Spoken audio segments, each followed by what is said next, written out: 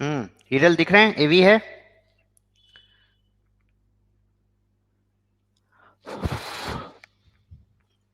हिरल एवी है।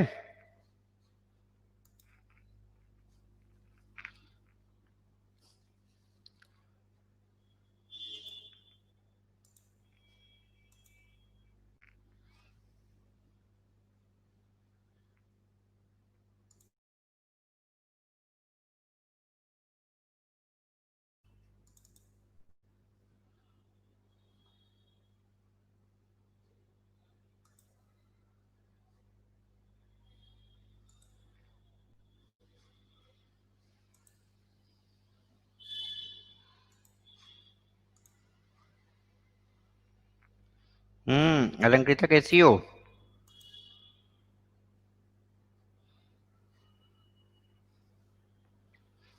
आवाज आ रही है, नहीं आ रही है?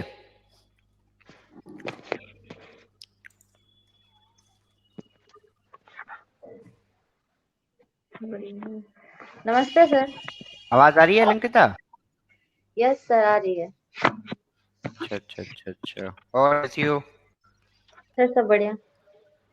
तुम्हारे बारे में बताएं क्लास को कि किस तरह तुमने जो है। हम्म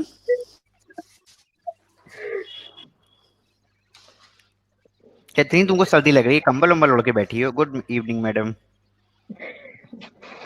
हाँ हैं? सर, प्रिकॉशन ले रहे इतनी हैं। घर में कोविड पॉजिटिव आए पापा, घर में कोरोना पॉजिटिव है पापा? अरे अच्छा तो अच्छा इसीलिए खुद सारे प्रिकॉशन लिए जा अच्छा अच्छा, बहुत अच्छा करिए, चलो ठीक है। रहे हैं। हम्म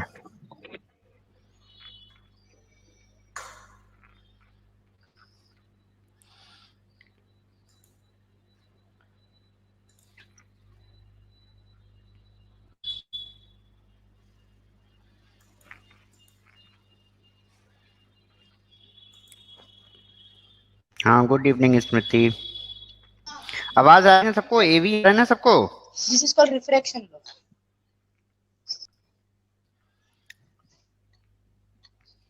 झड़ी कैमरा चालू रखना।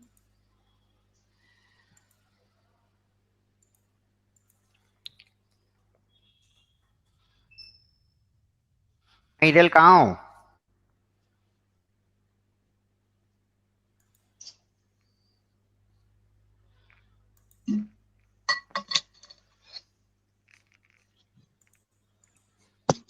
हाँ सर,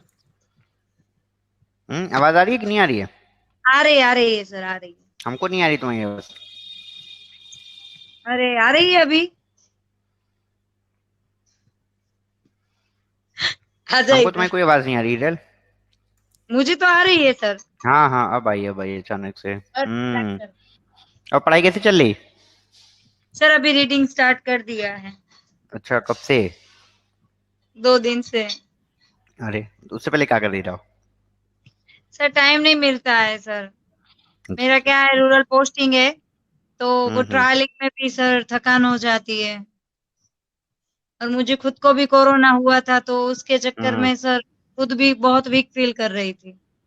चलो। कोरोना सही तो हो जाता है, 2-2 महीने तक सर उसका वीकनेस रहता है बॉडी में। हम्म सही कह रही हो। चलो, कोई ना, पढ़ाई लिखाई करो बेटा, क्लास हो नहीं जाना इस सर, बार। टारगेट है कि मतलब ये दीपावली में अभी थोड़ा रिलैक्स होएंगे तो हम्म पढ़ाई करनी है सर। ठीक है, सारू છે। चलो। Okay sir. चलो जी। इधर काफी दिन क्लास नहीं ले पाए, है ना? पर आज क्लास वापस शुरू कर दे रहे हैं हम लोग। हम क्लास नहीं लेते तो इसका ये मतलब नहीं आप लोग बिना पढ़ा करें, आप लोग लगातार पढ़ते रहे हैं ना। क्योंकि हमें तो पढ़ाना है और आप लोगों को पढ़ना है, तो आप लोग अपनी क्लास अपनी अपनी पढ़ाई आप लोग जारी रखा करें, ठीक है? तो आज हम लोग जो है बेस ये बीएफएम में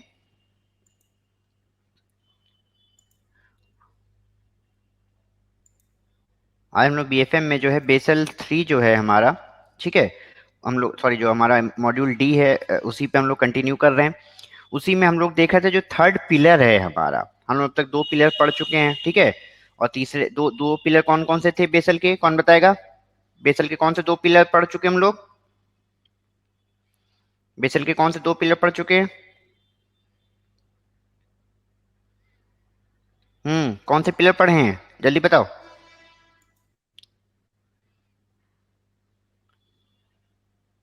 हाँ जी बोलो सब लोग, कौन से पिलर पढ़ चुके हैं? आवाज आ रही है ना सबको, तो क्यों नहीं बता रहे हो?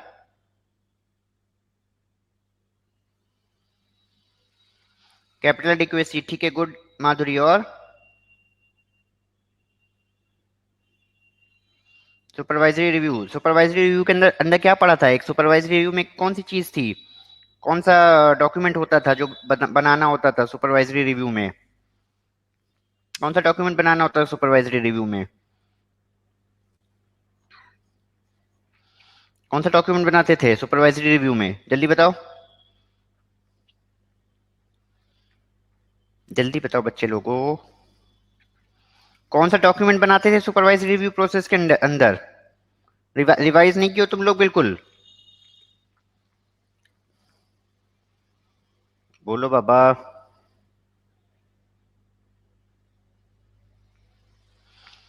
बोलोगे कि नहीं बोलोगे? शांत पड़े रहोगे सबके सब?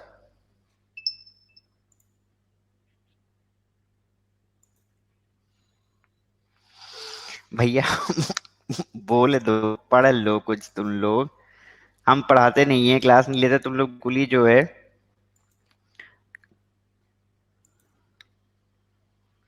कैसे पास होगे भाई तुम लोग, कैसे पास होगे? आयुषी क्या हुआ, तुम्हारी तबीयत कैसी है?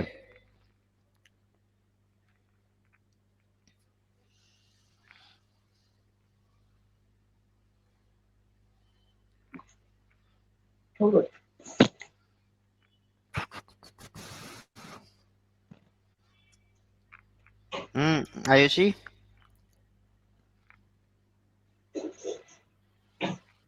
कहाँ हो बेटा? हाँ सर। क्या हो गया, तबीयत क्या हो गया तुम्हारी?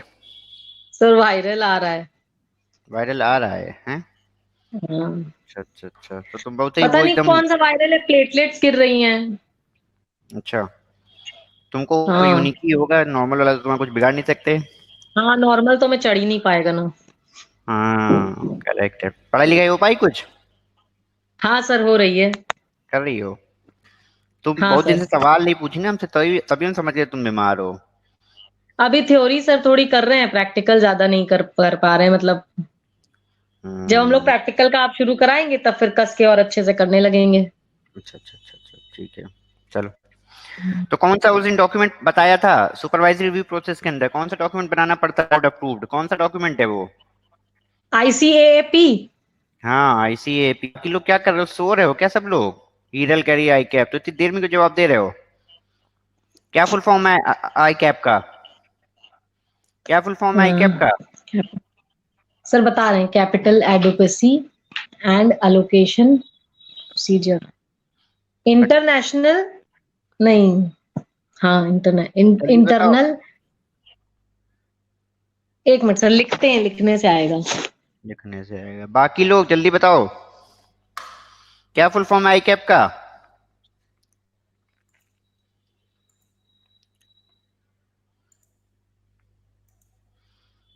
इंटरनल कैली एडिक्वेसी, हाँ internal capital adequacy assessment process, good Tanu, good है गुड है। हम्म। हाँ करेक्ट है बेटा, ठीक है। चलो चलो, पढ़ नहीं रहे हो यार तुम लोग, कैसे पास हो गए ऐसे? हम्म। पढ़ोगे नहीं तो कैसे पास होगे बच्चों? चलो, तीसरा आज हम लोग उसकी तरफ बढ़ रहे हैं, किसकी तरफ? तीसरा जो पिलर है, तीसरा पिलर कौन सा है? पहला पिलर देखो, पहला पिलर किस लिए था? पहला पिलर था कि आपके पास इतनी मिनिमम कैपिटल होनी चाहिए। सेकंड पिलर क्यों लाना पड़ा, सुपरवाइजरी रिव्यू प्रोसेस क्यों लाना पड़ा? ये देखने के लिए कि बहुत सारे रिस्क पिलर वन में कवर नहीं होते हैं, ठीक है? तो उन रिस्क को भी प्रॉपरली असेस कर लिया जाए, है ना? इसके लिए हमको पिलर टू लाना पड़ा। तीसरा जो पिलर है हमारा, तीसरा जो हमारा पिलर है वो है मार्केट डिसिप्लिन का। मार्केट डिसिप्लिन क्यों लाना पड़ा? मार्केट डिसिप्लिन लाना पड़ा है कैपिटल आपने ये देख लिया, कैपिटल देख लिया, कैपिटल ठीक से है कि नहीं है, बट एक और इम्पोर्टेंट पार्ट है और वो है हमारा कॉर्पोरेट गवर्नेंस का। एक और इम्पोर्टेंट पार्ट जो है हमारा, वो है हमारा कॉर्पोरेट गवर्नेंस का। देखिए क्या है, बहुत सारे स्टेक होल्डर्स हैं किसी भी बैंक के अंदर, बहुत सारे स्टेक होल्डर्स हैं। कौन कौन से लोग हैं जो बैंक में स्टेक होल्डर्स हो सकते हैं? जब हम वर्ड यूज कर रहे हैं स्टेक होल्डर, तो स्टेक होल्डर का क्या मतलब होता है, कौन बताएगा? स्टेक होल्डर का क्या? हाँ, सुपरवाइजरी रिव्यू, हाँ सुपरवाइज, वही सुपरवाइजरी रिव्यू प्रोसेस तो है ही ना बेटा, एसआरईपी वही तो है। सुपरवाइजरी रिव्यू प्रोसेस के अंदर ही तो हम लोग वो सब करते हैं बेटा। उसके चार प्रिंसिपल हैं, सुपरवाइजरी रिव्यू प्रोसेस के चार प्रिंसिपल है ना। पहला प्रिंसिपल क्या है कि हर बैंक के पास अपनी कैपिटल को जो है एसेस करने का तरीका होना चाहिए। ये सब पढ़ा है ना? कुछ सवाल पूछना चाह रही हो हिरल? कहाँ हो तुम हिरल? क्या पूछना चाह रही हो बेटा एसआरपी में? सर मैं ये पूछना चाह रही थी कि जैसे हम्म आईसीएपी एंड एसआरएपी वो दो थे ना पिलर 2 में। हाँ, एक सुपरवाइजरी, देखो एक तुम्हें वो करना है एसआरपी है ना, supervisory review and evaluation process. इसके अंदर चार हम्म, प्रिंसिपल हैं। क्या क्या प्रिंसिपल है वो? प्रिंसिपल याद है कि हर बैंक के चार पास अपना एक कैपिटल मिनिमम एडिक्वेसी को असेस कैपिटल होना करने का करनी है। वो कैपिटल एडिक्वेसी का प्रोसेस सही है या उसको आरबीआई को लिखना है। हर बैंक को मिनिमम उसके ऊपर ऑपरेट करना है मिनिमम कैपिटल के, और जहां भी वो आरबीआई को लगता है या सुपरवाइजर को लगता है कि बैंक ठीक से नहीं चल रही है, वहां उसको इंटरवीन करना है। ये एसआरपी के चार प्रिंसिपल हैं। इसको और मजबूत करने के लिए क्या करना है, हर बैंक को अपना एक आई कैप लगाना है। हर बैंक को एक अपना आई कैप डॉक्यूमेंट लगाना है, बनाना है। आई कैप डॉक्यूमेंट में वो क्या करेगा, अपनी प्रेजेंट नीड साथ ही साथ फ्यूचर की नीड जहां उसको जाना है उसको असेस करते हुए पूरा एक डॉक्यूमेंट बनाएगा, है ना। हाँ और सर। अलग अलग तरीके से रिस्क को असेस करने की कोशिश करेगा। ये पूरा उसका पार्ट है। ओके ठीक है सर। बेटा? Okay okay sir, thank you. हाँ, तो ये एक और हमने अब पूछा कि हर बैंक के अंदर कई सारे स्टेक होल्डर्स होते हैं। कौन कौन से स्टेक होल्डर हो सकते हैं? जब हम कहते हैं स्टेक होल्डर क्या मतलब होता है, कौन बताएगा? जब हम कहते हैं स्टेक होल्डर हैं, तो स्टेक होल्डर का क्या मतलब है, कौन बताएगा?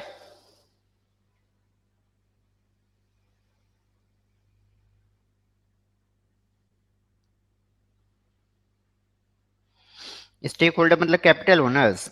ओके, और क्या मतलब हुआ स्टेक होल्डर का?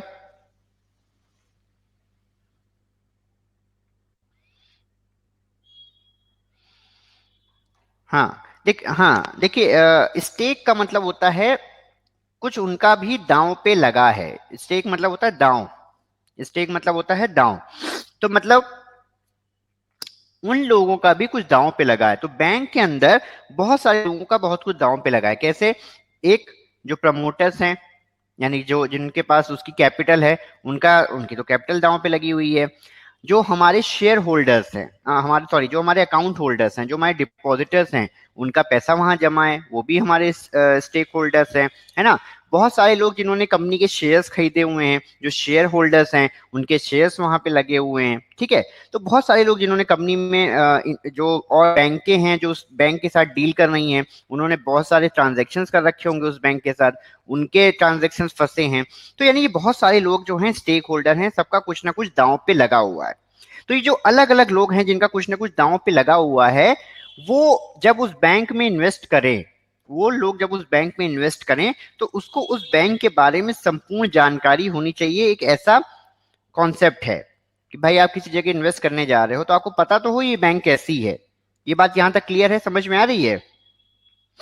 ये क्लियर है, ये बात समझ में आ रही है?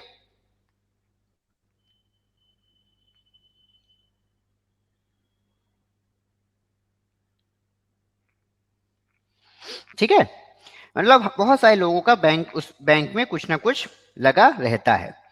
तो इन लोगों को कैसे पता चलेगा? जैसे अगर हम आपसे कहें कि यूको बैंक अच्छी है या बताओ इलाहाबाद बैंक अच्छी है, कैसे बताओगे?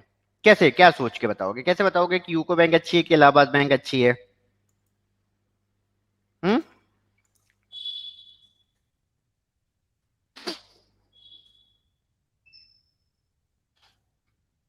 परफॉर्मेंस, है ना।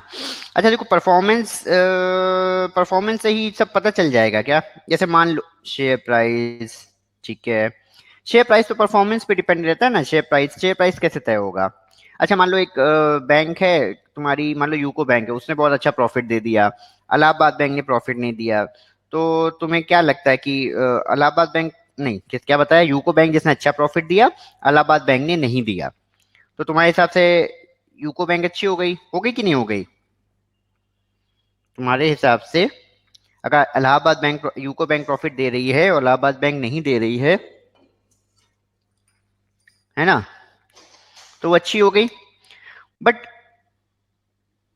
क्या ये सही है? अच्छा तुम अपनी ब्रांचों को देख लो, तुम अपनी जो तुम लोग काम करते हो, जॉब करते हो, तो हो सकता है कोई एक ब्रांच हो वो बहुत बढ़िया कर रही है, बहुत अच्छे लोन कर रही है ना, बड़ा उसका नाम हो रहा है कि देखो ये मैनेजर को देखो, है ना, कितने अच्छे अच्छे इसने देखो डिपॉजिट भी कर लिया है, सारे टारगेट अचीव कर लिए हैं। बट कभी कभी होता है ना, बाद में पता चलता है कि यार ये सब तो एनपीओ हो रहे हैं। पता चलता है कि नहीं पता चलता है? तो ऐसा तो बैंकों के साथ भी हो सकता है। तो मतलब परफॉर्मेंस जो है, खाली परफॉर्मेंस से बता सकते हो क्या कि बैंक सही है कि नहीं सही है? हो सकता है कि नहीं हो सकता? हाँ ना बोलते रहो पापा।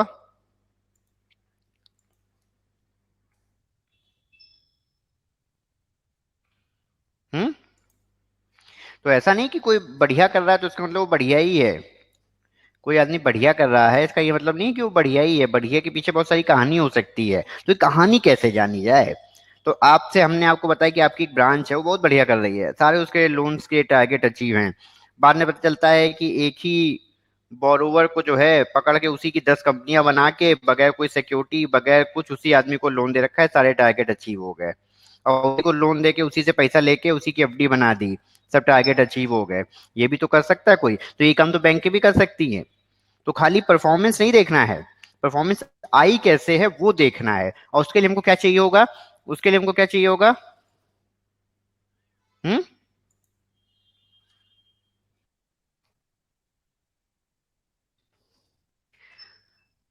ये क्या करना होगा? उसके लिए क्या करना होगा? उसके लिए हमको जानने होंगे डिस्क्लोजर्स। उसके लिए चाहिए मार्केट डिसिप्लिन। ये जो वर्ड आता है मार्केट डिसिप्लिन, ये यही है कि आप उसके पीछे की कहानी जानिए, आप उस परफॉर्मेंस के पीछे की कहानी जानिए कि कैसे आई वो परफॉर्मेंस, तब इंफॉर्म डिसीजंस ले पाएंगे उसके सारे स्टेक होल्डर्स। तो ये जो डिसिप्लिन है, ये जो मार्केट डिसिप्लिन है, ये कॉर्पोरेट गवर्नेंस से निकल के आता है कि हमारी जो लोग जो उसको मैनेज कर रहे हैं क्या प्रॉपरली सही तरीके से कायदे से उसको मैनेज कर रहे हैं कंपनी को, नहीं कि नहीं कर रहे हैं। और ये जानने के लिए हमको क्या करना है? डिस्क्लोजर्स। कल को अगर आपको ये पता चल जाए ब्रांच मैनेजर जो है इन्हीं 4 आदमियों को लोन बांटता है, तो आप सोचोगे ना यार इन्हीं 4 आदमियों को लोन दिया, इसमें से ये लोग डूब गए तो क्या होगा कल को? तो इसी तरह के डिस्क्लोजर वो बेसल कहता है बैंक वालों को, बैंक वाले बताएं, है ना, कि भाई क्या है इसके पीछे कहानी क्या है। तो ये जो बहुत सारे डिस्क्लोजर्स हैं वो हम इसमें पढ़ेंगे इस चैप्टर में, है ना। इसमें से ज्यादातर जो डिस्क्लोजर्स हैं इसको आरबीआई ने, सॉरी, बेसल ने बताया हुआ है कि कौन कौन से डिस्क्लोजर्स हमें देखने हैं। ज्यादातर जो डिस्क्लोजर्स हैं वो उनको अलग अलग पीरियड में करना है। जैसे कुछ डिस्क्लोजर्स हैं हमारे, जैसे ये डिस्क्लोजर के क्या गाइडिंग प्रिंसिपल्स क्या है वो देख लीजिए पहले। डिस्क्लोजर शुड बी क्लियर, मतलब साफ साफ होने चाहिए, उनका सेट फॉर्मेट होना चाहिए। ये नहीं कि हमने कुछ बताया कुछ नहीं बताया, क्या क्या बताना है वो हमें क्लियर होना चाहिए। डिस्क्लोजर शुड बी कॉम्प्रिहेंसिव, सारी जानकारी उसके अंदर होनी चाहिए। एक तो साफ तरीके से स्पष्टीकरण होना चाहिए और संपूर्ण जानकारी होनी चाहिए। साफ जानकारी, संपूर्ण जानकारी, ठीक है। और disclosure should be meaningful to the users, और वो डिस्क्लोजर्स हों जो उसके मतलब के नहीं हो, कहानी नहीं बताना उसमें कि ऐसा हो गया, ऐसा कर देंगे, ऐसा कर देंगे, ये सब नहीं। मीनिंगफुल, उसको जो इन्फॉर्मेशन वो निकालना चाहता है सामने वाला, वो इन्फॉर्मेशन उसको मिल जाए, ठीक है। Disclosure should be consistent over time. ऐसा नहीं कि आज हमने एक कहानी बताई, कल हमने कुछ और डिस्क्लोज कर दिया, कभी कुछ और डिस्क्लोज कर दिया। डिस्क्लोजर्स वही डिस्क्लोजर लगातार करते रहिए, तो क्या होगा आप देख सकते हो यार एक साल पहले इसने कहाँ पैसा लगाया था। अगर हम आपको बताएं कि एक साल पहले हमने इन 5 बोरोवर को लिया था, तो एक साल बाद बताओ कि क्या उन 5 ही बोरोवर को दोबारा दे दिया है या 5 नए बोरोवर को दिया है ना।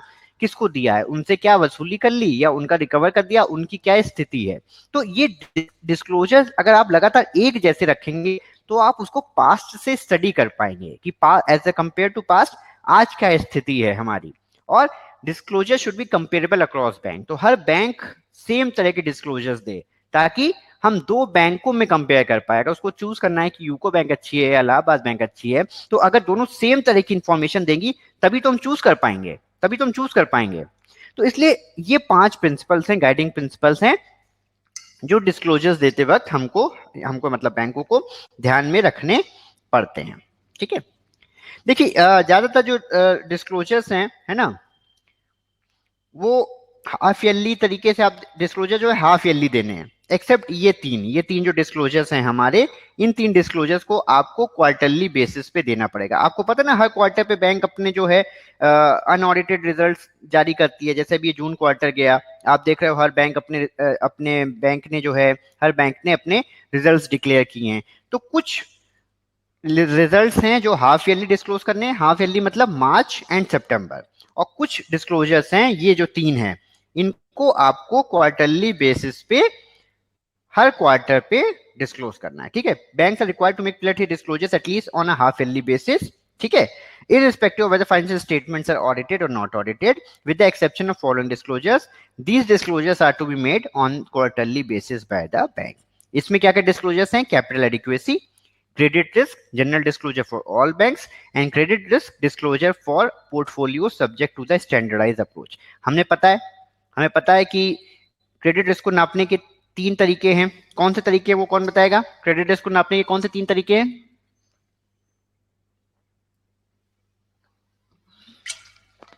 क्रेडिट रिस्क को नापने के कौन से 3 तरीके? एक्टिव रहा करिए भाई। कौन से 3 तरीके क्रेडिट रिस्क को नापने के, कौन बताएगा? क्रेडिट रिस्क नापने के कौन से 3 तरीके हैं? स्टैंडर्डाइज, गुड श्वेता, हो तुम बच्ची, तुम तो देखी नहीं हमको। और स्टैंडर्डाइज, फाउंडेशन, फाउंडेशन क्या पूरा नाम क्या बच्ची?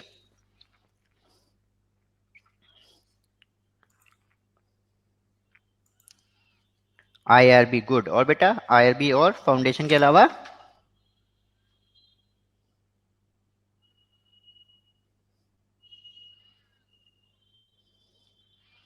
गुड। तो जो स्टैंडर्डाइज अप्रोच में हाँ बेटा गुड आयुषी, स्टैंडर्डाइज अप्रोच अगर बैंक फॉलो कर रही है तो उससे रिलेटेड डिस्क्लोजर्स उसको करने पड़ेंगे। ठीक है, तो हम लोग यहाँ पे डिस्क्लोजर्स देखेंगे, कुछ 10 या 11 तरह के अलग अलग तरीके के डिस्क्लोजर्स हैं। ठीक है ना? ठीक है, कुछ 10 या 11 तरीके के अलग अलग डिस्क्लोजर्स हैं, वो हम लोग देखेंगे। वो याद रखिएगा कि कौन से डिस्क्लोजर्स में क्या क्या आता है, कौन से डिस्क्लोजर के अंदर क्या क्या आता है। डिस्क्लोजर को नाम जो दिया गया है वो है disclosure format 1 DF1, disclosure format 2 DF2, disclosure format 3, disclosure format 4, disclosure format 5, ऐसे करके डिस्क्लोजर से उनको DF करके नाम दिया गया है। ठीक है, ये देख लीजिए कौन कौन से डिस्क्लोजर्स है ना। और ये डिस्क्लोजर देखने के बाद हम लोग एक एक्चुअल बैंक का, यानी हमारी बैंक ऑफ इंडिया के एक्चुअल बैंक ने जब ये डिस्क्लोज किए, हम देखेंगे कैसे डिस्क्लोज किए। तो पहले यहाँ पे देख लेते हैं और फिर एक्चुअल डिस्क्लोजर्स पे भी एक बार चलेंगे ताकि आपको वो याद रहे, है ना, समझ रहे हैं। पहले तो देख लेते हैं एक बार जरा एक्चुअल क्या क्या डिस्क्लोजर्स हैं। पहला डिस्क्लोजर है हमारा DF1 जो है, वो है scope of application. Scope of application disclosure के अंदर ये बताया जाता है, देखिए क्या है, बैंक जो है ना, बैंक कई सारे बिजनेस में हो सकती है। जैसे एसबीआई है, एसबीआई की हो सकता है, एसबीआई खुद है, एसबीआई की हाउसिंग फाइनेंस एक अलग हो सकती है, एसबीआई की इंश्योरेंस वाली अलग हो सकती है, एसबीआई म्यूचुअल फंड अलग है, एसबीआई कैपिटल सिक्योरिटीज अलग है, एसबीआई की कई सारी कंपनियां हो सकती हैं और अल्टीमेटली एसबीआई है ना। तो ये जो हमारी बैंक है, इसके अलावा इसकी बहुत सारी विदेश में सब्सिडरीज हो सकती हैं।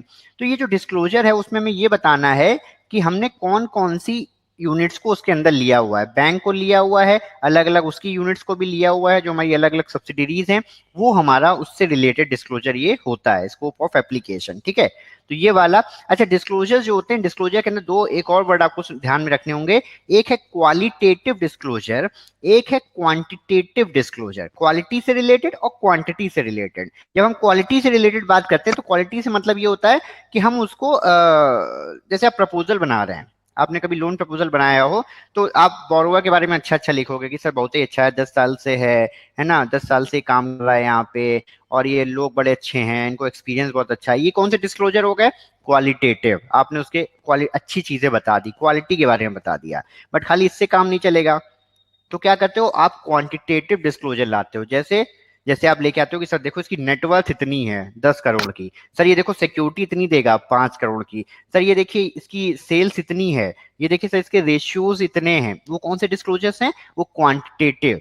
तो जब क्वालिटेटिव और क्वांटिटेटिव डिस्क्लोजर्स को हम एक साथ मिलाएंगे तब आपको एक निर्णय लेने में आसानी होती है। यही काम हम यहाँ पे डीएफ्स में भी करते हैं। हम एक क्वालिटेटिव डिस्क्लोजर्स बताते हैं कि हमने ये जो सब्सिडरी ली है ये क्यों ली है, नहीं ली है तो क्यों नहीं ली है ना। हमने अगर ये अप्रोच फॉलो किया तो क्यों किया कैपिटल का, हम कहाँ से आगे कैपिटल लाएंगे, अभी तक की कैपिटल हम कैसे लेके आए, है ना। हर चीज में दो डिस्क्लोजर्स हैं, क्वालिटेटिव और क्वांटिटेटिव। क्वांटिटेटिव में आप एक्चुअल नंबर्स की बात करोगे क्वांटिटेटिव में, और क्वालिटी में आप उसके बारे में बताओगे कि क्या है, कैसा है, उसकी कहानी बताओगे, उसका बैकग्राउंड बताओगे। ये बात क्लियर है? Qualitative disclosure, quantitative disclosure. तो इसी तरह से क्वालिटेटिव डिस्क्लोजर्स होंगे और क्वांटिटेटिव डिस्क्लोजर्स इसमें होंगे। DF1 में किसके बारे में आएगा? ये जो हम बता रहे हैं रेशियोज, ये किस किस पे एप्लीकेबल है। हमने अपनी सारी यूनिट्स पे लगाया है कि हमने किन किन यूनिट्स को शामिल किया है, वो सब इसके अंदर में आएगा। जो DF2 है, डिस्क्लोजर फॉर्मेट 2 है, कैपिटल एडिक्वेसी से रिलेटेड। इसमें क्वालिटेटिव डिस्क्लोजर में क्या आएगा, ये बताएंगे कि कैसे ये अपनी कैपिटल लेके आए। अ समरी डिस्कशन और the banks approach to assessing the adequacy of इस capital to support current and future activity की। अभी तक की हमारी कैपिटल क्यों सफिशिएंट है, आगे हम कैसे अपनी कैपिटल नीड्स को मीट करेंगे, ये सब उसमें दिया रहेगा। फिर क्वांटिटेटिव, क्वांटिटेटिव में नंबर्स की बात करो कि अच्छा कितनी कैपिटल है वो बताओ। तो वो बताएगा कि देखिए क्रेडिट रिस्क के लिए कितनी कैपिटल लाए हैं हम, मार्केट रिस्क के लिए कितनी कैपिटल आए हैं। मार्केट रिस्क में जो तरीके होते हैं स्टैंडर्डाइज ड्यूरेशन अप्रोच, उसके तहत हमने कैसे कैलकुलेट किया interest rate risk, foreign risk, equity risk, ये हमने कैसे कैलकुलेट किए। फिर हम कैपिटल रिक्वायरमेंट ऑपरेशन रिस्क की बात करेंगे। हम अगर BIA है तो BIA स्टैंडर्डाइज अप्रोच पे अगर बैंक माइग्रेट कर गई है तो वो। फिर रेशियोज हमारे क्या क्या हैं, Tier 1 रेशियो क्या है, टोटल कैपिटल रेशियो क्या है, Tier 2 रेशियो क्या है, कितने हमारे रेशियो हैं, ये सब हमारा DF2 में आएगा। तो DF2 में कैपिटल एडिक्वेसी, ठीक है। अगला देखिए, अगला है हमारा DF3। ये देखिए याद रखिएगा, DF2 और DF3 ये आपको क्वार्टरली डिस्क्लोज करने हैं। Credit risk general disclosure for all banks, ठीक है। ये कॉमन है। पहला क्वालिटेटिव डिस्क्लोजर। क्वालिटेटिव डिस्क्लोजर क्या है? General qualitative disclosure requirement with respect to credit risk. ये क्रेडिट रिस्क के बारे में ये बताएंगे कि कैसे किन चीजों को मानते हैं कि अकाउंट ओवरड्यू हो गए, हम किसको मानते हैं कि वो अकाउंट इम्पेयर्ड हो गए, इम्पेयर्ड मतलब खराब हो गए, अब पैसा नहीं मिलेगा। बैंक की क्रेडिट मैनेजमेंट पॉलिसी क्या है, रिस्क मैनेजमेंट जो क्रेडिट से रिलेटेड पॉलिसी वो बैंक की कैसी है ना, ये सब आपको बताना है। फिर है क्वांटिटेटिव। क्वांटिटेटिव हम नंबर्स की बात करिए, नंबर्स में बताओ कितना तुम्हारा ग्रॉस क्रेडिट रिस्क एक्सपोजर कितना है, मतलब कितना लोन दिया हुआ है, क्रेडिट पोर्टफोलियो कितने का है। उसके बाद वो क्रेडिट पोर्टफोलियो कैसे ज्योग्राफी वाइज डिवाइडेड है। ज्योग्राफी वाइज डिवाइडेड मतलब इंडिया में कितना है, आउटसाइड इंडिया कितना तुम्हारा लोन है पोर्टफोलियो। फिर इंडस्ट्री वाइज कैसा है, मेजर इंडस्ट्रीज आपको बतानी है कि कौन कौन इंडस्ट्री में कितना लोन दिया हुआ है। फिर एनपीए कितना है, एनपीए के में भी एनपीए की कैटेगरी सब standard, DF1, DF2, DF3 loss कितना है। फिर नेट एनपीए कितना है, नेट एनपीए के रेशियोज क्या हैं, मूवमेंट ऑफ एनपीए कैसा है, मतलब पिछले साल कितना था, कितना रिकवर कर लिया, कितना नया हो गया, अब कितना बचा है, ठीक है। ये सब opening balance, addition, deduction, closing balance, provision हमें पता है हर एनपीए के ऊपर हमें प्रोविजन करना पड़ता है, तो प्रोविजन कितना है। प्रोविजन जैसे जैसे एनपीए की एज बढ़ेगी वैसे वैसे उसका प्रोविजन बढ़ता जाएगा, तो प्रोविजन कैसे बढ़ रहा है, उसका मूवमेंट कैसा है, ठीक है। ये सब हमको, ये सारा का सारा ये जो है हमको DF3 में डालना पड़ता है। क्या है DF3 हमारा? General disclosure for all banks credit risk, ठीक है। ये DF4, ठीक है। ये भी हमारा कौन सा डिस्क्लोजर है, क्वार्टरली। ये 3 डिस्क्लोजर्स हमारे क्वार्टरली हैं। कौन से? DF2, DF3, DF4, ये हमारे क्वार्टरली डिस्क्लोजर्स हैं। ये आपको हर क्वार्टर करने पड़ेंगे। बाकी जितने डिस्क्लोजर्स मतलब ये आपको हर बार करने पड़ेंगे, क्वार्टर मतलब हर क्वार्टर में करने पड़ेंगे। बाकी जितने हैं DF2, DF3, DF4 के अलावा उनको आप हाफ ईयरली भी कर सकते हैं, ठीक है। तो DF4 में क्या है, disclosure for portfolio subject to the standardise approach. अगर आप बैंक स्टैंडर्डाइज अप्रोच फॉलो कर रही है तो उसको और डिस्क्लोजर करने हैं, और डिस्क्लोजर करने हैं। क्या क्या डिस्क्लोजर करने हैं? पहले तो वही क्वालिटेटिव, हमने क्या बताया है, हमारा जो बैंक है स्टैंडर्डाइज अप्रोच में क्या होता है, कोई रेटिंग एजेंसी होती है, उस रेटिंग एजेंसी के हिसाब से हम अपने एक्सपोजर्स को रिस्क वेट दे देते हैं। तो वो यही बताते हैं कि हमने वो रेटिंग एजेंसी कौन सी है जिसको हम लोग फॉलो करते हैं। ठीक है, कौन कौन से हो सकता है कई सारी एजेंसियां हो, तो किस एक्सपोजर को हमने किस एजेंसी से रेट करवाया हुआ है। ठीक है, कैसे वो एजेंसी रेटिंग करती है ना। Description of the process used to transfer public issue rating on to comparable assets in the banking book. अलग अलग तरीके से हमने कैसे उसका रेटिंग वगैरह किया हुआ है, ये सब आपको बताना पड़ेगा क्वालिटेटिव डिस्क्लोजर में। फिर नंबर्स की बात कीजिए, क्वांटिटेटिव डिस्क्लोजर की बात कीजिए, तो उसमें वो पूछते हैं कि अच्छा बताइए for exposure amount after risk mitigation. हमने पता है रिस्क मिटिगेशन के बारे में हमें पता है, सिक्योरिटीज अगर ली गई हैं उसमें तो सिक्योरिटी लेने के बाद हमारा एक्सपोजर कम हो जाता है। तो कैसे वो अब कितना एक्सपोजर है। ठीक है, तो इसके बाद वो बताते हैं कितने 100% रिस्क वेट से नीचे के एक्सपोजर हैं, कितना 100% रिस्क वेट वाले हैं, मोर देन 100% वाले कितने हैं। ये सब चीजें आपको वो DF4 के अंदर बताएंगे। DF5 में क्रेडिट रिस्क मिटिगेशन, किन किन चीजों को हमने रिस्क मिटिगेशन में लिया, ये DF5 में बताना है। डिस्क्लोजर फॉर स्टैंडर्डाइज अप्रोचेस, इसमें उसमें जनरली वो बताते हैं क्वालिटेटिव एक्सपोर्ट डिस्क्लोजर्स में क्या पॉलिसी या प्रोसीजर बैंक लेती है इन मिटिगेशन को के बारे में, क्या तरीका है जिससे वो इनकी नेटिंग करती है। नेटिंग का मतलब हमने अमाउंट लिया उसको मेन एक्सपोजर से कम कर दिया तो उसको कहते हैं नेटिंग। ठीक है, तो क्या क्या पॉलिसीज हैं कोलेटरल वैल्यूएशन या मैनेजमेंट के लिए। जैसे आप देखते होंगे कि अगर आपने किसी लोन में हाउसिंग लोन लिया दिया, किसी को हाउसिंग लोन में आपने प्रॉपर्टी ले ली, तो हर 3 साल बाद उसकी वैल्यूएशन करानी। वो सब क्यों करना पड़ता है, वो इसी वजह से करना पड़ता है। हर जगह आपको अपने एसेट्स को लगातार उसकी वैल्यू करते रहना है। ठीक है, तो क्या पॉलिसी है आपकी कोलेटरल वैल्यूएशन के लिए, उसके मैनेजमेंट के लिए। ठीक है, कौन कौन सी कोलेटरल हैं जो बैंकों ने ली हुई हैं, कौन कौन से गारंटर हैं, है ना, जो मेजर जब बड़े बड़े एक्सपोजर्स हैं। ठीक है, कहाँ कहाँ रिस्क कंसंट्रेशन है बैंक का, उन सब के बारे में आपको डिटेल देना है। ठीक है, क्वांटिटेटिव में एक्चुअली आपको एक एक पोर्टफोलियो के बारे में बताना पड़ता है कि किस पोर्टफोलियो के अंदर कितनी टोटल पोर्टफोलियो लेट से हाउसिंग लोन का तो कितना है, उसके अंदर कितना आपने आपने क्रेडिट वाला मिटिगेशन वाला जो अमाउंट लिया हुआ है, वो सब आपको इसमें बताना पड़ेगा क्वांटिटेटिव में। तो qualitative quantitative. DF6 securitisation. Securitisation कौन समझता है, सिक्योरिटाइजेशन क्या होता है, ये चीज कौन समझता है, कौन बताएगा सिक्योरिटाइजेशन क्या होता है, कौन बताएगा सिक्योरिटाइजेशन क्या होता है।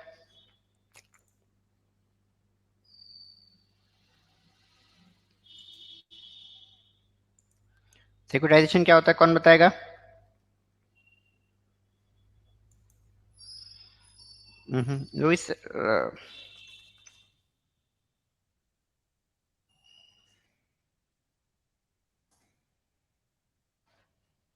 और किसी को कोई इशू आ रहा है ये वॉइस वाला,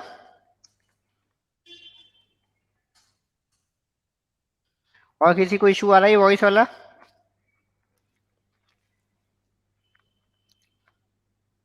हम्म।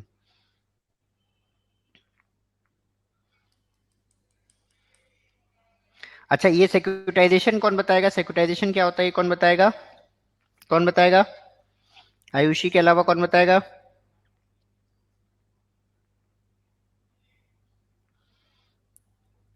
Type of securities such as mortgage. मतलब सर समझे नहीं, डिटेल में बताइए थोड़ा।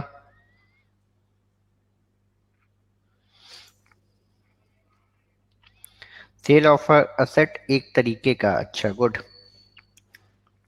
Good Tiwari ji.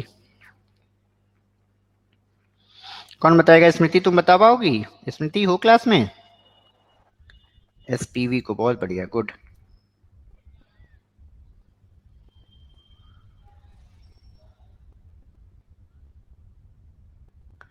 कोलेटराइज्ड date obligation, correct है, करेक्ट है।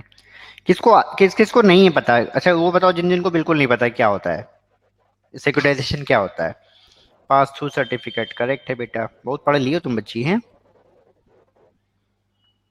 रोहित सर आपको आवाज आ रही है हमारी। ABS, good. पहले ये न जाना तेरे बातें जाना।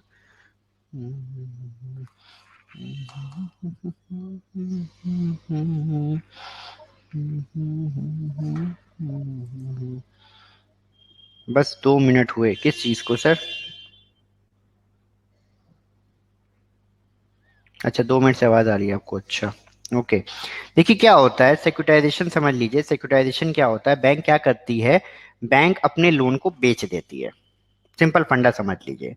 बैंक क्या करती है, बैंक अपने लोन को किसी और को बेच देती है ना। इस पूरे प्रोसीजर को सिक्योरिटाइजेशन कहते हैं। सिंपल तरीके से भी मोटा मोटा ये समझ लीजिए कि लेट से मेरे पास 100 लोन अकाउंट थे, इन 100 लोन अकाउंट को मैंने उठा के किसी और को बेच दिया। जिसको बेच दिया है वो उसके बदले में मुझे पैसे दे देता है ना। मैंने लेट से 100 रुपए के लोन थे, मैंने उनको 80 रुपए में बेच दिया या 90 रुपए में बेच दिया। ठीक है, मैं 90 रुपए पाके खुश हूँ, वो अपना 100 रुपए का उसको असेट मिल गया है, वो उससे वसूली करेगा, वो अपने हिसाब से खुश है। उसको 100 रुपए का असेट 90 में मिल गया, और मुझे लगा कि यार चलो मेरा बवाल कटा, मुझे 90 रुपए में, अब मैं 90 रुपए को कहीं और अच्छी जगह लगाऊंगा। ये पूरा मोटा मोटा प्रोसीजर है सिक्योरिटाइजेशन का। तो इससे रिलेटेड जो डिटेल है, श्वेता आवाज आई तुमको हमारी? अरे विनय सर बहुत लेट आए। इससे रिलेटेड जो प्रोसीजर है वो हमारा क्या कहलाता है, इससे रिलेटेड प्रोसीजर हमारा सिक्योरिटाइजेशन कहलाता है। इसके बारे में जितनी जानकारी है वो बैंक को देनी पड़ती है कि कितने असेट्स को आपने सिक्योरिटाइजेशन में किया, क्यों बेचा, कैसे बेचा, क्या पैसा मिलेगा, वो सब आपको जो है बताना पड़ेगा। ठीक है, इसके बाद कौन सा डीएफ है हमारा? इसके बाद डीएफ कौन सा है? डीएफ 6 है सिक्योरिटाइजेशन। डीएफ 7 कहाँ गया हमारा? डीएफ 7 है market risk in trading book. अभी तक हम किस पे पढ़े हुए थे? अभी तक हम किस पे बात कर रहे थे? क्रेडिट रिस्क की। क्रेडिट रिस्क की बात हो रही थी, क्रेडिट रिस्क कैसा है ना, ये सब सिक्योरिटाइजेशन, ये सब क्रेडिट रिस्क का पार्ट था। इसके बाद हम आ गए मार्केट रिस्क पे। ठीक है, मार्केट रिस्क ट्रेडिंग बुक में तो जनरली वो मार्केट रिस्क हमें बताते हैं कि क्या हमारा पोर्टफोलियो है, कहाँ कहाँ हमने पैसा लगाया हुआ है, उसके बारे में हम बताते हैं। उसके बाद क्वांटिटेटिव, क्वांटिटेटिव आगे नंबर्स की बात करो। नंबर में क्या क्या है, कितना हमें कैपिटल चाहिए इंटरेस्ट रेट रिस्क के लिए, है ना, कितनी कैपिटल चाहिए इक्विटी पोजीशन के लिए, कितनी कैपिटल चाहिए फॉरेन एक्सचेंज रिस्क के लिए, ये सब आपको बताना पड़ेगा। DF 8 operation, DF 7 market, DF 8 operation. DF 9 है interest rate risk in the banking book.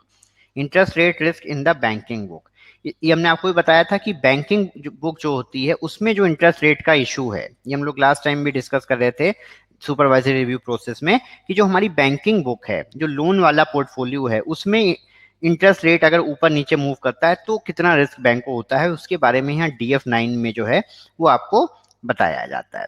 DF 10 क्या है?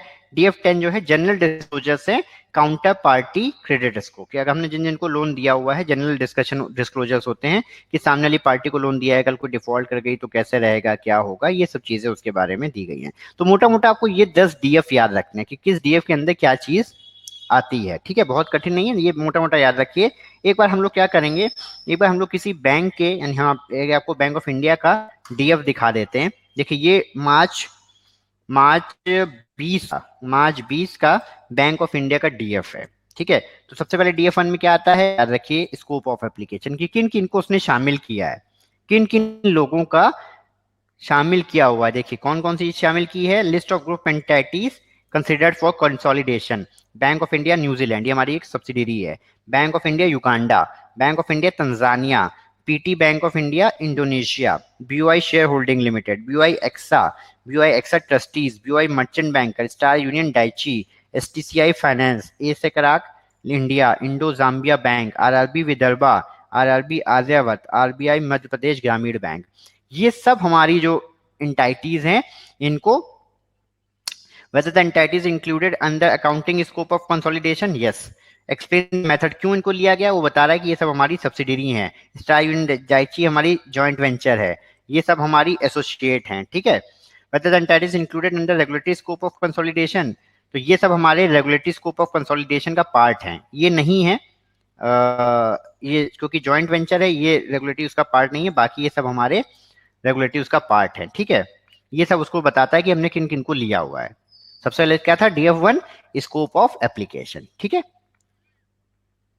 देखिए इसी को उसने फर्दर बताया है, list of group entities consider for consolidation, इसी को उसने फर्दर बताया कि ये लोग क्या काम करती है। बैंक ऑफ इंडिया बैंकिंग में है, PT bank of India banking में है, BY share holding stock exchange का काम करती है, एक्सा ट्रस्टी सर्विस ट्रस्टीशिप का काम करती है, बीवाई मर्चेंट बैंक का मर्चेंट बैंकिंग का, तब भी हमारी बैंकें हैं। ठीक है, ये क्या इनकी बैलेंस शीट कितनी साइज की है, ये सब इसने वहां पे बताया हुआ है हमारी बैंक ने।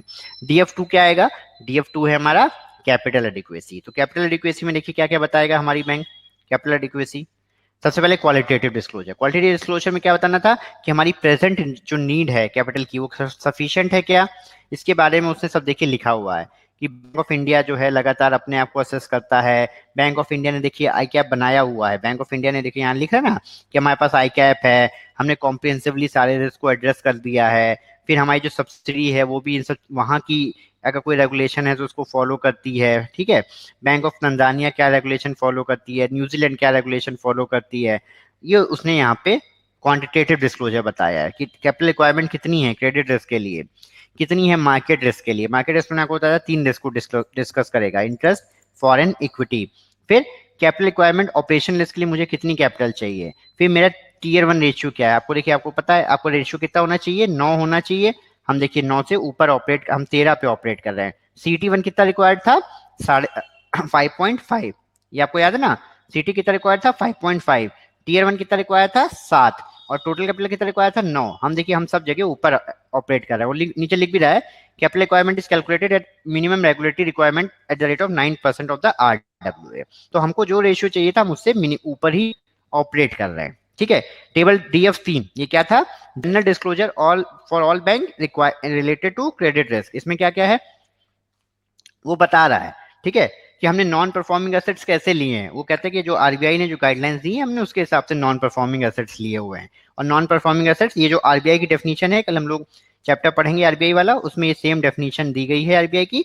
इनको हम मान के तय करते हैं कि ये अकाउंट NPA है या नहीं है, किसको हम आउट ऑफ ऑर्डर मानते हैं, किसको ओवर ड्यू मानते हैं, किसको हम NPA इन्वेस्टमेंट मानते हैं। इंडोनेशिया में हमारी बैंकें हैं वो कैसे NPA डिसाइड करती हैं। ठीक है, न्यूजीलैंड की कैसे करती है, युगांडा की कैसे करती है, तंजानिया की कैसे करती है। ठीक है, पास ड्यू या इम्पेयर्ड अकाउंट किसको मानते हैं, कि लोग हम किसको अकाउंट को ओवर ड्यू कब मानेंगे, उसने बताया है कि इन सब चीजों में मानेंगे। अब वो एक एक करके बता रहा है कि किस जगह कहाँ पे किन देशों में क्या प्रोविजनिंग है। सब जगह अलग अलग प्रोविजनिंग है, तो न्यूजीलैंड में ऐसे प्रोविजनिंग होती है, तंजानिया में ऐसे प्रोविजनिंग होती है, युगांडा में ऐसे होती है। फिर रिस्क मैनेज हमने आपको बताया था बैंक की क्रेडिट रिस्क मैनेजमेंट पॉलिसी के बारे में डिस्कशन करना है, वो बताता है कि हमारी बैंक कौन सी पॉलिसी कर रही है। हमने एक रिस्क मैनेजमेंट फ्रेमवर्क बनाया हुआ है जो लॉन्ग टर्म हेल्थ को देखता है, अलग अलग रिस्क को हम आइडेंटिफाई करते हैं, अपनी क्रेडिट मैनेजमेंट पॉलिसी के अंदर में लेके आते हैं। ठीक है, हमने उसकी पूरी पॉलिसी बना रखी है। ठीक है, ये देखिए सारा कुछ उसने हमने उसमें यहाँ पे दिया हुआ है। ऑर्गेनाइजेशनल सेटअप है कि हमारे पास बोर्ड है, क्रेडिट रिस्क मैनेजमेंट कमेटी है। ठीक है, MD CEO उसके हेड है। ठीक है, ये सब उसने यहाँ पे दिया हुआ है। एक हमारा चीफ रिस्क ऑफिसर है, GM रैंक ऑफिसर हमने बैठा रखा है जो इन सबको देखता है। ठीक है, ऑपरेशन सिस्टम सब हमने प्रोसेस में लगाए हुए हैं, सब देखिए यहाँ सब दिया हुआ है। क्रेडिट रिस्क इवैल्यूएशन कमिटीज हैं, वो वेटिंग करती हैं क्रेडिट प्रपोजल्स की। ठीक है, एंट्री लेवल नॉर्म्स बनाए हुए हैं, रेटिंग के नॉर्म्स बनाए हुए हैं, इंडस्ट्री के नॉर्म्स बनाए हुए हैं, सब कुछ यहाँ पे उसने दिया हुआ है कि हम कैसे काम करते हैं यहाँ पे। ठीक है, credit approve delegation of powers किया हुआ है कि कौन आदमी कितना लोन दे सकता है, लिमिट्स तय कर रखी हैं, रिस्क रेटिंग तय कर रखी है, हर जगह ऑडिट होता है हमारा, सब कुछ उसने बताया कि हम भाई ये बहुत अच्छा प्रोसेस हमने जो है एस्टेब्लिश किया हुआ है रिस्क को मैनेज करने का। अगर जब तक एसएमए अकाउंट क्या होते हैं, जो अकाउंट NPA नहीं होते हैं बट ओवर ड्यू हो जाते हैं, तो 0 से लेके 30 डे तक अगर अकाउंट हमारा ओवर ड्यू रहेगा तो उसको कहते हैं SMA 0। ठीक है, अगर 30 दिन से लेके 60 दिन अकाउंट हमारा ओवर ड्यू रहता है तो उसको कहते हैं SMA 1, और 60 से 90 दिन तक SMA 2, 90 दिन के बाद NPA। तो बताते हैं कि किस तरह हम अकाउंट्स को SMA में कैटेगराइज करते हैं, अगर अकाउंट NPA हो जाता है तो हम क्या स्टेप उठाते हैं, सब कुछ उसने यहाँ पे दिया हुआ है। ठीक है, इसके बाद वो नंबर्स की बात करेगा। देखिए कि कितना लोन, टोटल लोन कितना है, उसने बताया कि हमारा टोटल जो लोन है वो है 4,93,000, 4 लाख कितना है 4,49,36,320 मिलियन, यानी इसके आगे 5 जीरो आपके और लग जाएंगे, तो कितना लोन हो गया आपका 4,93,063 और 200 करोड़, कुछ ऐसा लंबा सा फिगर हो गया ये। ठीक है, तो ये टोटल लोन्स है हमारी बैंक का, फंड बेस उसमें इतना है और नॉन फंड बेस उसमें इतना है। फिर वो बताता है कि डोमेस्टिक कितना है और ओवरसीज कितना है, टोटल हमारा लोन कितना है। हमने आपको बताया था इंडस्ट्री वाइज बताना है, इंडस्ट्री वाइज वो बता रहा है कोल सेक्टर को कितना है, माइनिंग सेक्टर को कितना है, आयरन सेक्टर को कितना है, जूट को, इलेक्ट्रिसिटी को, सबको देखिए उसने सब बताया हुआ है कि कैसे हमारा अलग अलग सेक्टर को लोन गया हुआ है। देखिए सारी इंडस्ट्रीज को उसने यहाँ पे डिवाइड कर दिया। फिर वो बताएगा कि कैसे ये जो हमारा लोन्स है ना, ओवर द टाइम फ्रेम कितने हैं, एक दिन के अंदर कौन से एडवांस हमारे मैच्योर हो जाने वाले हैं, 2 से 7 दिन तक, 5 साल के ऊपर। इससे उस बैंक को हम देख सकते हैं कि हमारे लोन कैसे हैं, हमारे एक लंबे पोर्टफोलियो के लोन हैं, छोटे पोर्टफोलियो के लोन हैं, किस टाइप के लोन हैं। आप साहब यहाँ पे देखिए ग्रॉस एनपीए कितना है हमारा, ठीक है, अमाउंट ऑफ नेट एनपीए कितना है, रेशियोज क्या हैं, gross NPA, net NPA, movement of NPA कैसा है, मूवमेंट ऑफ प्रोविजन कैसा है, जो जो हमने आपको वहां कहा था देखिए सब कुछ वैसे ही इन्होंने यहाँ पे बनाया हुआ है। ठीक है, एनपीए जो है इंडस्ट्री वाइज हमारा एनपीए कैसा है, इंडस्ट्री वाइज एनपीए कैसा है, गोल्ड में कितना है, हर इंडस्ट्री में हमारा एनपीए देखिए कितना है। टेबल 4 जो है ये आपको बताना है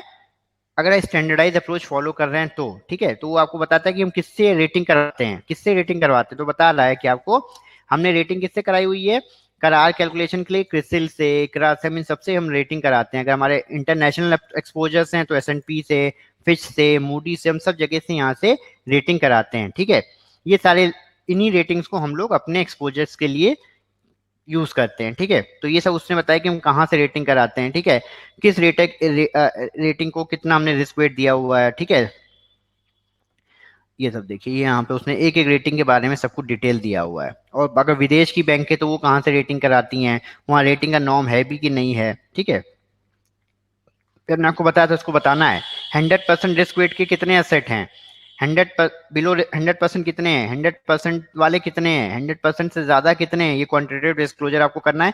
ये देखिए बैंक ने किया हुआ है। DF5 risk mitigation, risk mitigation में क्या क्या आना है, रिस्क मिटिगेशन के अंदर क्या क्या आना है, तो वो बता रहा है कि भैया क्या पॉलिसी है, किसको हम लोग लेते हैं। ठीक है, on end of balance sheet netting, policy and procedure for collateral, देखिए वही चीज जो हमने वहां पढ़ी थी, ये बता रहा है कि हम इसके बारे में जानकारी देने आपको जा रहे हैं। ठीक है, कंटेंट क्या बच्चा, स्मृति नहीं आ रहा तुमको कंटेंट?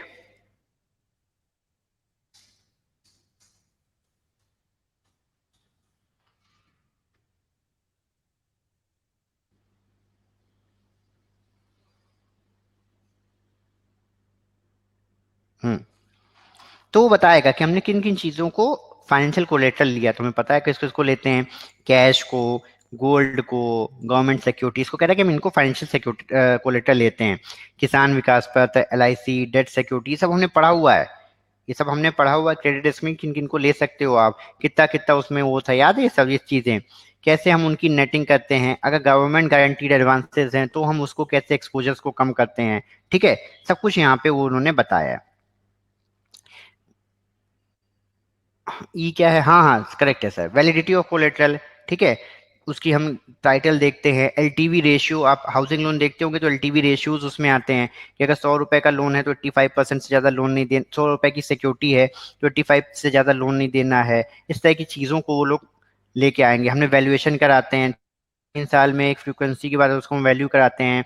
अब अपने सारे जो रिकॉर्ड्स हैं उसको अच्छे तरीके से रखते हैं। ठीक है, सब कुछ उसका इंश्योरेंस करा के रखते हैं। ठीक है, ये सब देखिए उन्होंने डिटेल आपको यहाँ पे दिया हुआ है। फिर वो बताते हैं, ठीक है, कि कोलेटरल की पोजीशन क्या है, secured by collateral the value of which is at least 125% of the credit accommodation, उसके बारे में उसने डिटेल दिया हुआ है कि कितने ऐसे लोन है हमारे जो ऐसे सिक्योर्ड हैं। ठीक है, और ये बाकी देशों में क्या सीन है उसके बारे में वो डिटेल देते हैं। ये सब क्वांटिटेटिव डिस्क्लोजर जो है ये हमारे स्टैंडर्डाइज अप्रोच का है सिक्योरिटाइजेशन से रिलेटेड। ठीक है, क्योंकि ये बैंक बता रही कि हमारा कोई सिक्योरिटाइजेशन एक्सपोजर नहीं है, तो इसलिए उसने कोई डिस्क्लोजर भी नहीं किया हुआ है। ठीक है, बैंक का कोई सिक्योरिटाइजेशन एक्सपोजर नहीं था, होता कि कहाँ उसने एसेट बेचे, कितने के बेचे, तो वो सब भी वो आपको डिटेल में यहाँ पे देता।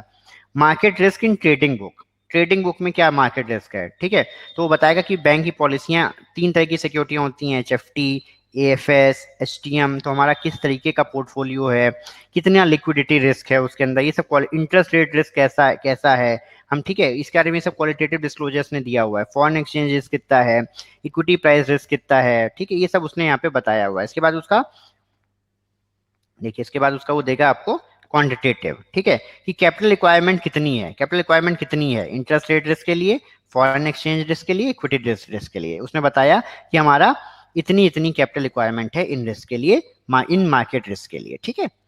DF8 ऑपरेशन रिस्क के बारे में आ गया, उसने क्या क्या बताना है कि हम लोग क्या फॉलो कर रहे हैं, हम लोग BIA फॉलो कर रहे हैं, क्या कर रहे हैं। तो वो बताता है कि देखिए यहाँ पे उसने लिखा भी होगा,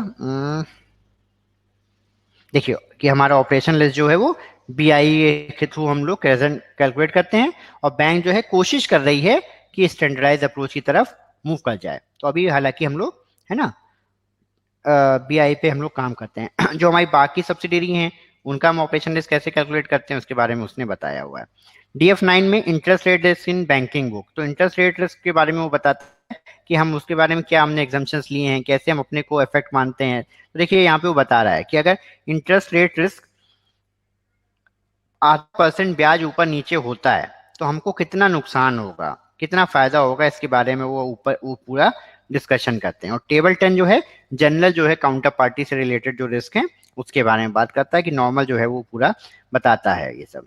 तो ये तरह के 10 हैं, ये आपको याद रखने हैं, कोई बहुत कठिन ये जो है चीजें इसमें नहीं है, नॉर्मल वो चीजें बता रहा है कि कंपोजिशन ऑफ कैपिटल क्या है, ये सब आपको बताता है। क्लियर हो गया सबको, इजी लगा, कोई कठिन तो नहीं है, इजी है, इजी है।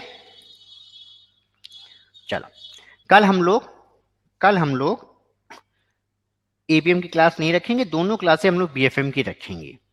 9 बजे से लेके 1 बजे तक हम लोग कल BFM ही पढ़ने वाले हैं, ठीक है। तो जो बाकी बचे कुछ चैप्टर है इसके वो भी हम लोग कल खत्म कर लेंगे, ठीक है। उसमें भी न्यूमेरिकल्स वगैरह है। तो अब हम लोग और संडे मंडे ट्यूसडे मतलब 10 तारीख तक, ठीक है, 10 तारीख तक हम लोग लगातार क्लास करेंगे, इसके क्वेश्चंस करेंगे। तो थोड़ा सा एक्टिव हो जाइए, है ना। इस पे हम लोग न्यूमेरिकल्स वगैरह सब कर लेंगे, ये वाला पोर्शन खत्म हो जाएगा। पूरा ये जो 3 मॉड्यूल्स हैं इसके अच्छे से हम कोशिश करेंगे कि दिवाली तक जो है इनको हम लोग अच्छे से कवर कर लें, ठीक है। तो कल हम लोग 9 बजे मिलेंगे, कल इसके जो बाकी के रिमेनिंग चैप्टर्स है उस पर हम लोग कल काम करेंगे, ठीक है। और कोई डाउट है किसी को, कोई सवाल कुछ पूछना चाहता है,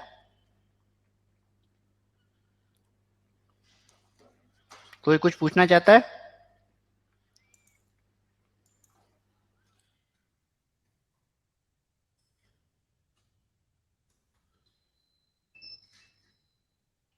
पूछना है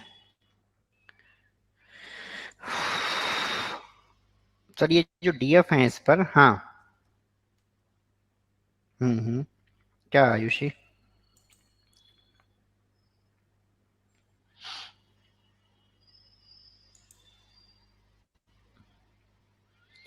क्वेश्चन कैसे बनेगा, वो अलग अलग आपको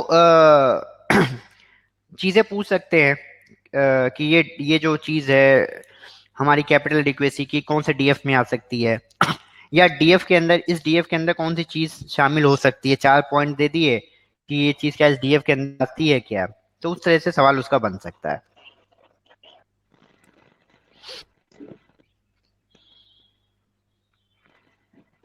आयुषी।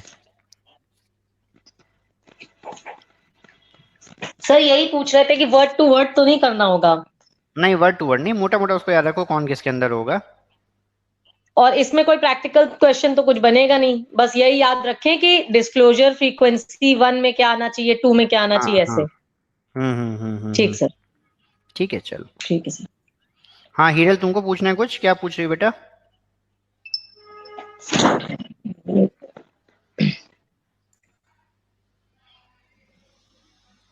हीरल, कहाँ हो तुम हीरल, कुछ पूछ रही हो बेटा? नहीं, ओके। बाकी किसी को कुछ पूछना है? प्रांजलि, कुछ पूछना है? परसों से रजिस्ट्रेशन शुरू हो जाएंगे, पता है ना सबको, आपको परसों से रजिस्ट्रेशन शुरू हो रहे हैं। भानु, परसों से हो रहा है रजिस्ट्रेशन। अलंकृता, परसों से हो रहा है रजिस्ट्रेशन।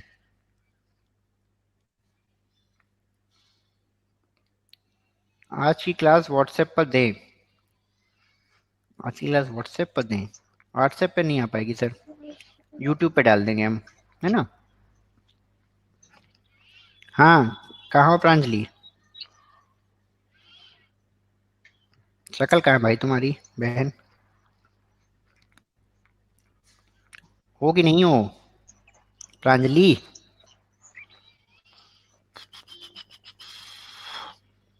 गायब ही है। चलो ठीक है, खत्म करें, कल 9 बजे मिले। चलिए फिर टाटा, गुड नाइट, कल 9 बजे मिलते हैं, ठीक है। चलो बाय बाय।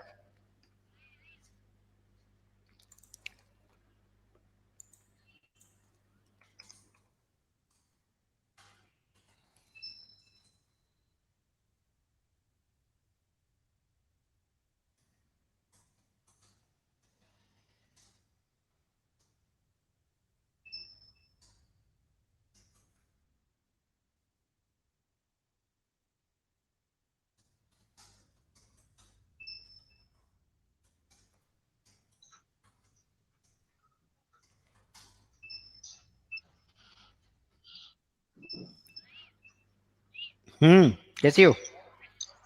सर ठीक है, पढ़ाई लिखाई? चल रही है। कॉन्फिडेंट तो बहुत है ये लड़की। चल रही है, चल पूछने की क्या जरूरत। चल अच्छे से पढ़ लिख, ठीक है। ठीक, डिटेल के नोट्स कब तक देंगे? यार डिटेल के नोट्स बनाए तो थे। देते हैं। दे दीजिए सर। चलो। ठीक, हम्म गुड नाइट। Good night. चलो फिर टाटा सबको, जाओ पढ़ाई लिखाई करो, कल सुबह मिलना 9 बजे।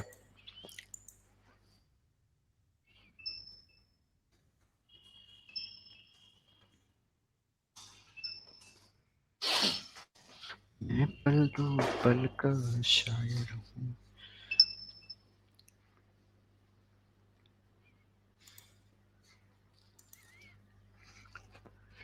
पल दो पल मेरे